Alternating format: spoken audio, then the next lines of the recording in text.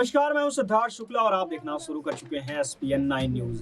जिस तरह से देश भर में विपक्षी पार्टियों को लेकर के माहौल बना हुआ है और आगामी चुनाव को लेकर के माहौल बना हुआ है, उससे यह बात तो साफ है कि भाजपा लगातार बढ़त में दिखाई पड़ रही है। फिर चाहे वह महाराष्ट्र हो या राजस्थान हो, मध्य प्रदेश हो या फिर हो पश्चिम बंगाल।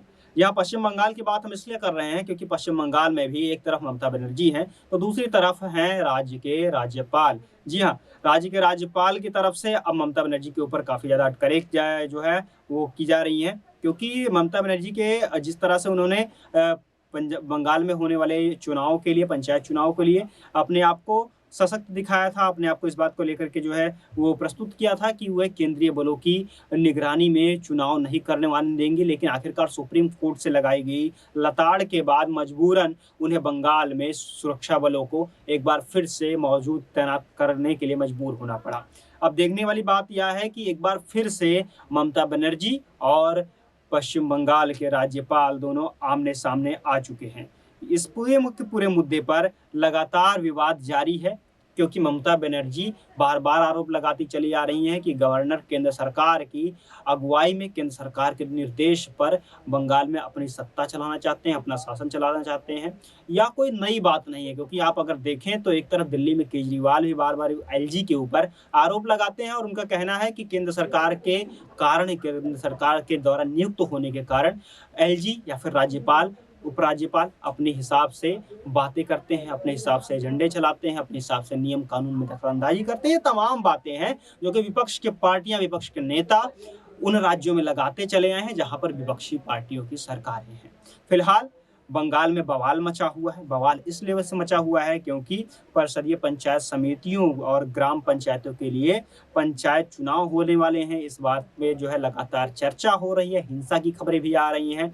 जिस तरह से हाई कोर्ट के बाद सुप्रीम कोर्ट ने लताड़ लगाई थी कि आपको सुरक्षा बलों को, केंद्रीय सुरक्षा बलों को नियुक्त करना होगा बंगाल में, लेकिन इसका प्रभाव बहुत ही कम दिखाई पड़ा है, क्योंकि पश्चिम बंगाल की सत्ता ममता बनर्जी के हाथों में है और वह बार बार इस बात को लेकर के सुरक्षा बलों पर ही उल्टा आरोप लगा रही हैं कि वे वोटर्स को, जो कि ममता बनर्जी के टीएमसी के वोटर्स, उनको धमका रही हैं वोटिंग न करने के लिए, उनके ऊपर दबाव डाल रहे हैं और साथ ही केंद्र सरकार अपने रसूख का, अपने सत्ता का और साथ ही केंद्रीय बलों का गलत इस्तेमाल कर रहा है।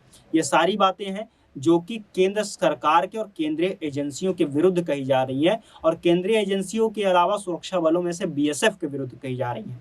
जाहिर तौर पर ममता बनर्जी का ऐसा कहना कहां तक न्यायोचित है और कहां तक तर्कसंगत है, या दोनों ही बातें हैं। लेकिन इसके बाद जो है अभी भी कई सारी हिंसक घटनाएं बंगाल में हो रही हैं। फिलहाल इसी के ऊपर सबसे ज्यादा जो है वो बवाल जारी है। पश्चिम बंगाल में 8 जुलाई से पंचायत चुनाव के लिए मतदान होना है, लेकिन इससे पहले राज्यपाल सीवी आनंद ने इस पूरे के पूरे मामले पर अपना जो है सख्त रुख अपनाया है। राज्यपाल ने सामाजिक एकता और सामाजिक समिति का गठन किया है और इस गठन के साथ ही ममता बनर्जी को सबसे ज़्यादा कष्ट देखने को मिला है, सबसे ज़्यादा तकलीफ होती हुई देखने को मिली है, क्योंकि राजभवन ने एक बयान जारी करके कहा है कि राज्यपाल सीबी आनंद बोस कोलकाता हाई कोर्ट के पूर्व चीफ जस्टिस सुब्रो कमल मुखर्जी की अध्यक्षता में एक शांति और सामाजिक एकीकरण समिति का गठन कर रहे हैं। सुब्रो कमल ने रविंद्र भारती यूनिवर्सिटी यानी आरबीयू से अंतरिम कुलपति बनने की भी सहमति दी है। इन सभी के विवाद के बाद अब जो है इस पूरे हिंसा को लेकर के सर्वे होगा, लोगों से जानकारी ली जाएगी, उनके अपने जनता के राय इसमें लिए जाएंगे और इसके साथ ही उन लोगों से बात की जाएगी जिनके परिवार के लोगों के हिंसा में जो है या तो मौत हुई है या तो प्रभावित हुए हैं। इन सभी लोगों से राय ली जाएगी, जांच होगी, समिति बनेगी, रिपोर्ट जारी होगी और आखिरकार ममता बनर्जी के सरकार की विफलता का मूल्यांकन किया जाएगा। और साथ ही अगर टीएमसी का या किसी भी पार्टी का किसी संप्रदाय समुदाय से संबंध रखने वाला व्यक्ति जो कि इस दंगों में, इस हिंसा में शामिल होगा, उसके ऊपर सख्त कार्रवाई होगी। कुल मिलाकर के पश्चिम बंगाल में राज्यपाल सीवी आनंद बोस पूरी तरह से मुस्तैद हैं। ममता बनर्जी उनके ऊपर आरोप लगा रही है, केंद्र की सुरक्षा एजेंसियां लगी हुई हैं। महाराष्ट्र में आपने देखा कि किस तरह से विपक्ष धड़ा एकदम से कमजोर होते हुए दिखाई पड़ा। बिहार में फिलहाल नीतीश कुमार की बोलती बंद सी नजर आ रही है। ऐसा ही हाल है लगभग देश के सभी राज्यों में जहां पर विपक्षी पार्टियों की सरकारें हैं, यानी कि बीजेपी की सरकार नहीं है।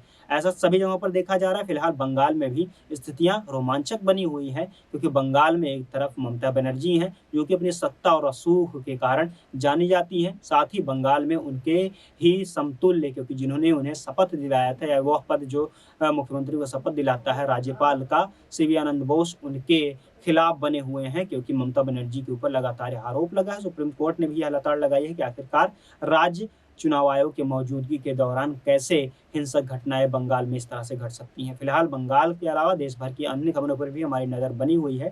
देश और दुनिया की तमाम अन्य खबरों को जानने के लिए आप जुड़े रहिए हमारे साथ और देखते रहिए SPN9 न्यूज़।